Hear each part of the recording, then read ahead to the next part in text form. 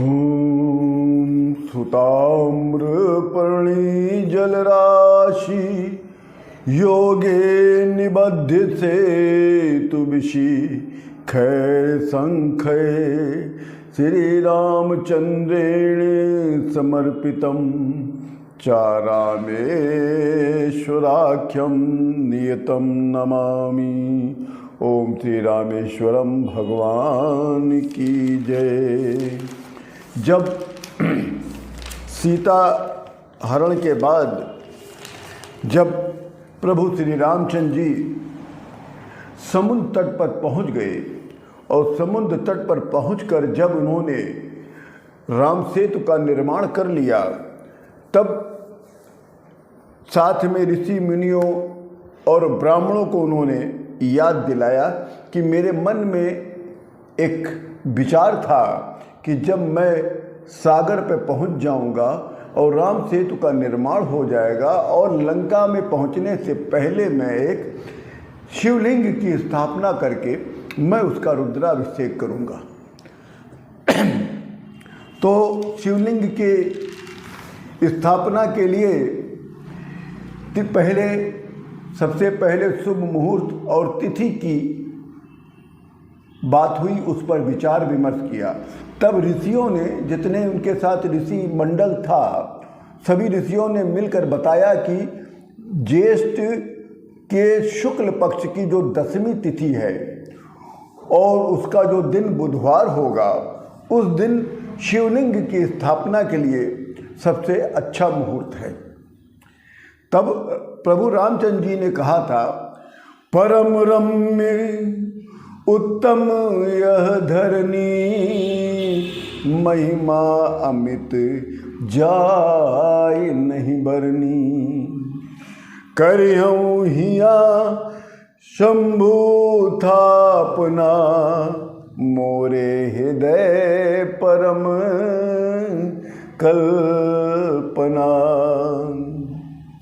तो प्रभु श्री राम ने उसी समय कहा था कि सबसे उत्तम धरती है ये, भगवान भोलेनाथ की स्थापना के लिए सबसे उत्तम धरती बड़ी रमणीक है।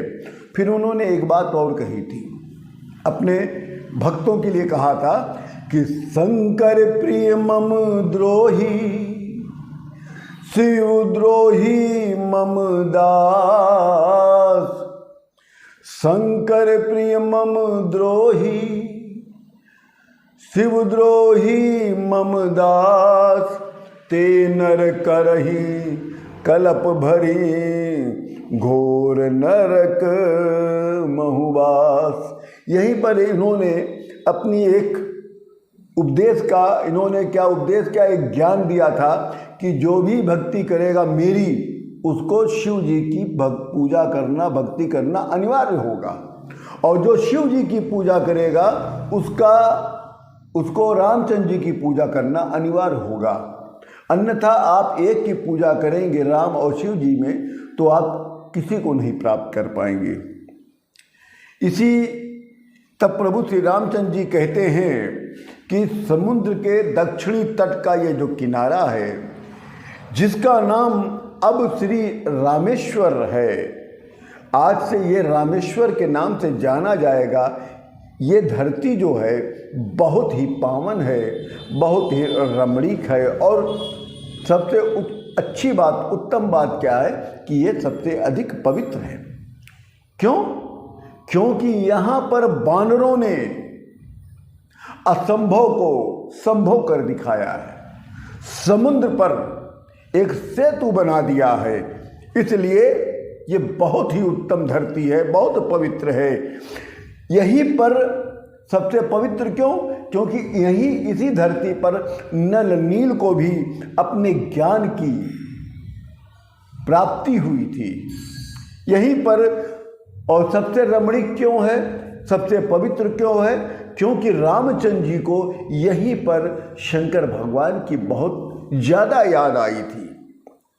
तब रामचंद्र जी कहते हैं कि अब इसी स्थान पर मैं शंकर जी की ज्योति स्वरूप श्रीलिंग की स्थापना करूंगा और मैं अपनी भक्ति से शिव जी को इसी स्थान पर स्थापित कर दूंगा।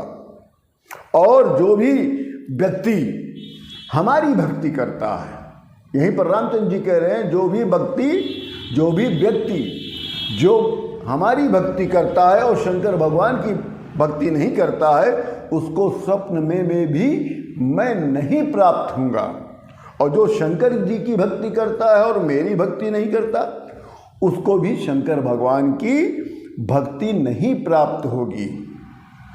और जो इस प्रकार के मनुष्य हैं जो शिव जी में और रामचंद्र जी में केवल एक की भक्ति करते हैं वो सदैव कल्प भर नरक का वास करते हैं। फिर शिवलिंग की स्थापना के लिए श्रीलिंग की आवश्यकता हुई। अब शिवलिंग की स्थापना करनी है तो एक शिवलिंग की जब आवश्यकता पड़ गई। इतनी जल्दी शिवलिंग कहाँ से आएगा? यहाँ तो केवल जो समुद्र का किनारा है केवल रेत ही रेत है। इस पर गहन विचार विमर्श होने लगा।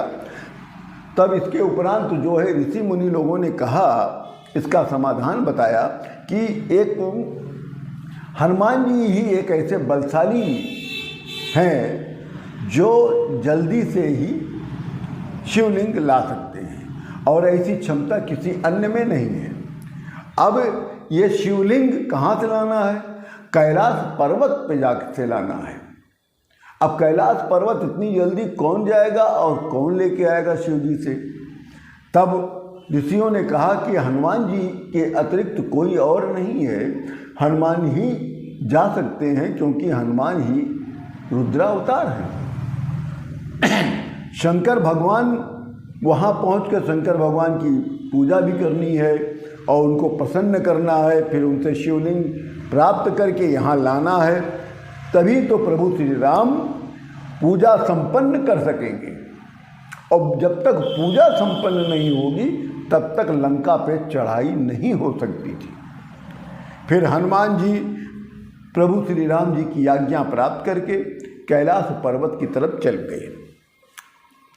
अब ये कैलाश पर्वत पर गए, कैलाश पर्वत पर पहुँचे तो वहाँ पर वो शिव जी को नहीं देखे, शिव जी को वहाँ नहीं प्राप्त पाए तो बड़े चिंतित हो गए, दुखी हो गए हनुमान जी।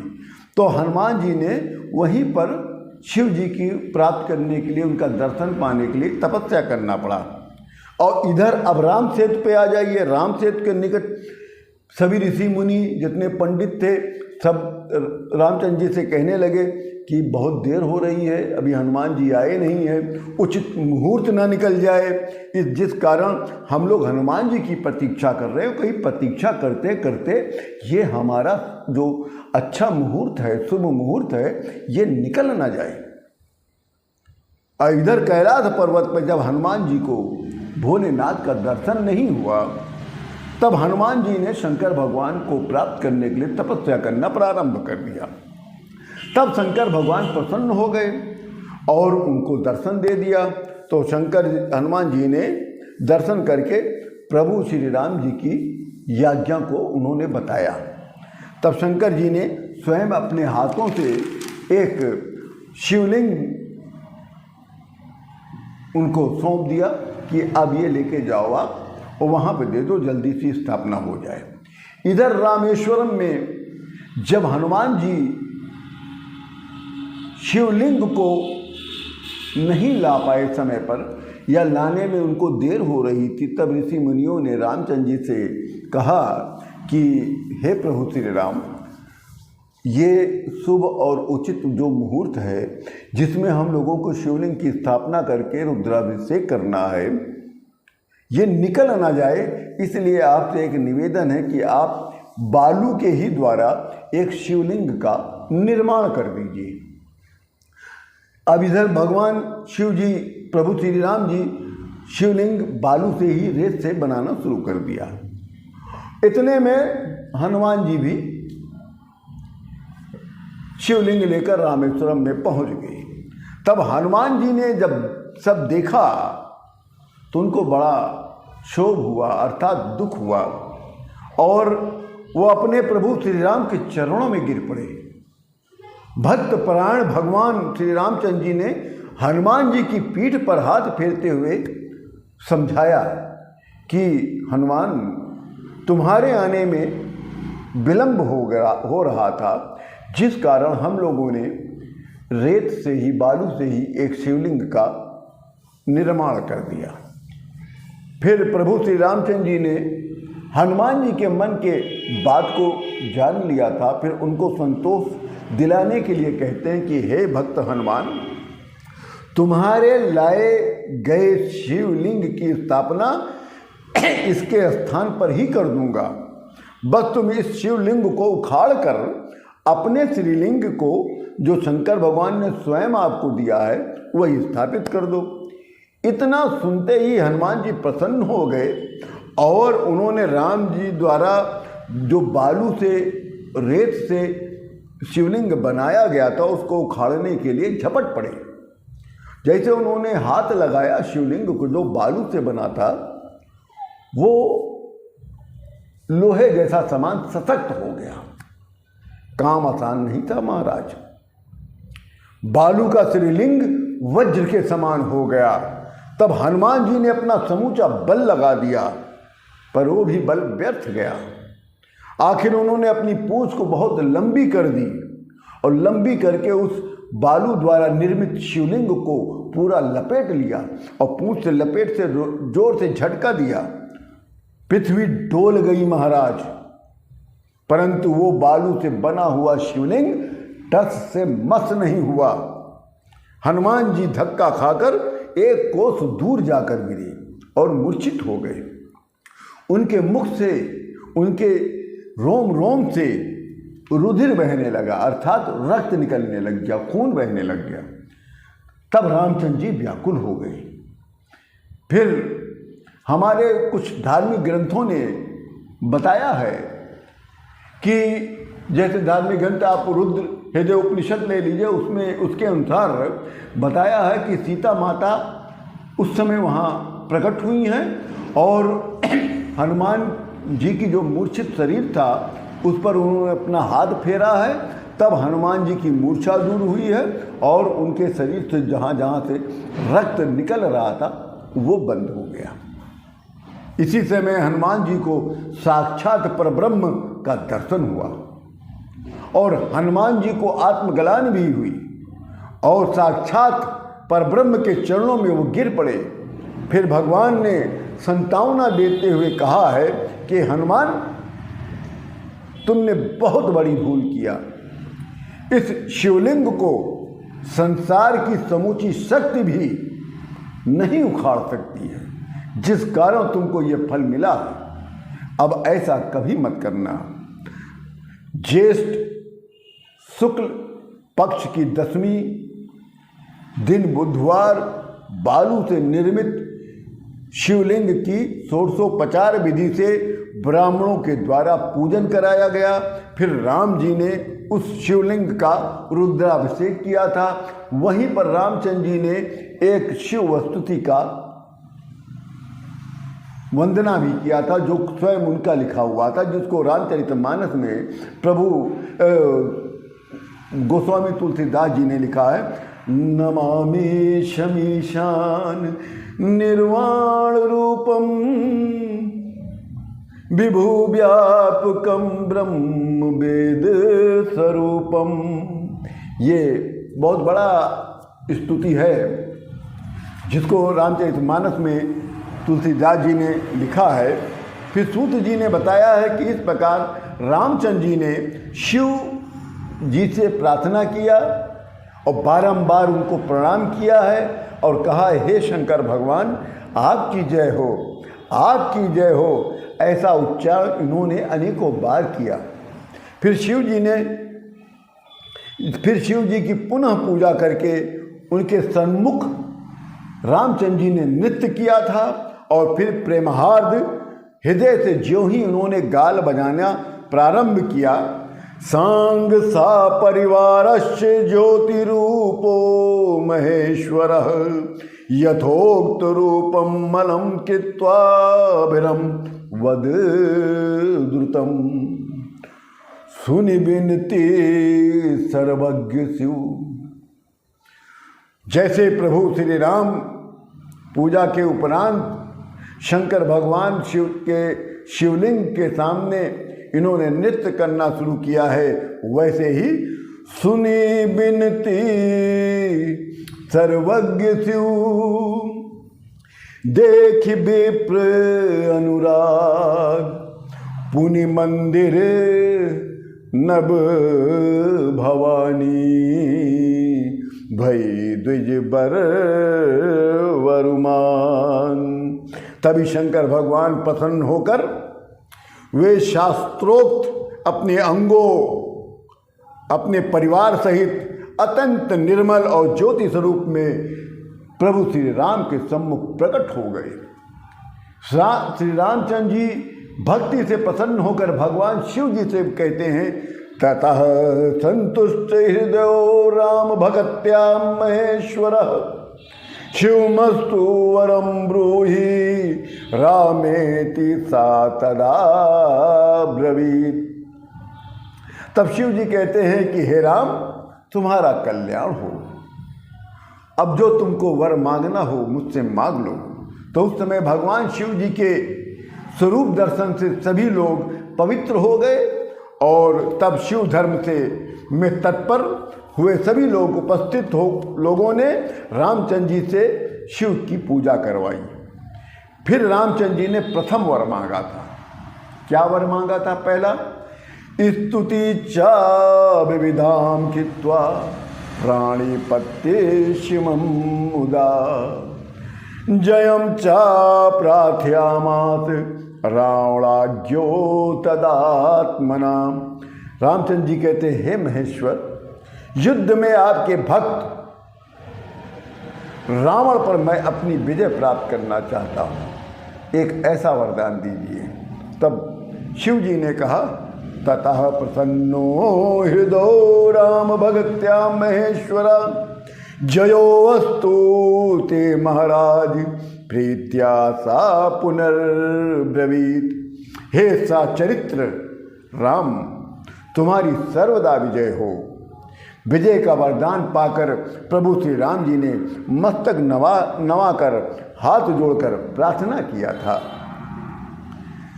तब माया बस जीव जड़, तब माया बस जीव जड़, संतत फिरई भुलान, तेहि पर क्रोध न करे प्रभु, कृपा सिंधु भगवान। त्वया स्ते मिहि स्वाभिल्लोकानां पावनाय चा, परेशामुपकारार्थ यदि तुष्टो असि शंकर। हे स्वामी, हे शंकर, यदि आप प्रसन्न हैं तो हमको दूसरा वर प्रदान करिए। आप संसार को पवित्र करने के निमित्त अन्न के उपकार करने हेतु इसी शिवलिंग में आप सदा निवास करिए। तब शंकर भगवान कहते हैं, यही कर होई परम कल्याणा, यही पर होई परम कल्याणा, सोई करहूँ अब कृपा निधाना। रामचंद्र जी का वचन सुनकर परमेश्वर शिव जी वहीं पर वही लिंग रूप में स्थित होकर निवास करने लगे और तभी से वो रामेश्वरम के नाम से वो पृथ्वी प्रसिद्ध हो गई। रामेश्वरस्य महिमा, रामेश्वरस्य महिमादुतो विभुई चातुलः, भुक्ति मुक्ति पदश्चैव सर्वदा भक्त कामदा। पृथ्वी पर श्री रामेश्वर जी की महिमा अद्भुत है और असीम है। श्री रामेश्वर जी भोग और मोक्ष दोनों देने वाले हैं और भक्तों की कामना को पूर्ण करने वाले हैं। इसी के साथ आज 11वां ज्योतिर्लिंग की कथा पूर्ण होती है। कल हम आपको 12वें ज्योतिर्लिंग की कथा का वर्णन करेंगे, 12वां ज्योतिर्लिंग घुश्मेश्वर जी का, और उसके बाद हम आप सभी लोगों को सभी ज्योतिर्लिंगों की इतिहास के विषय में हम आप लोगों को बताएंगे। जय जय सिया राम, हर हर महादेव।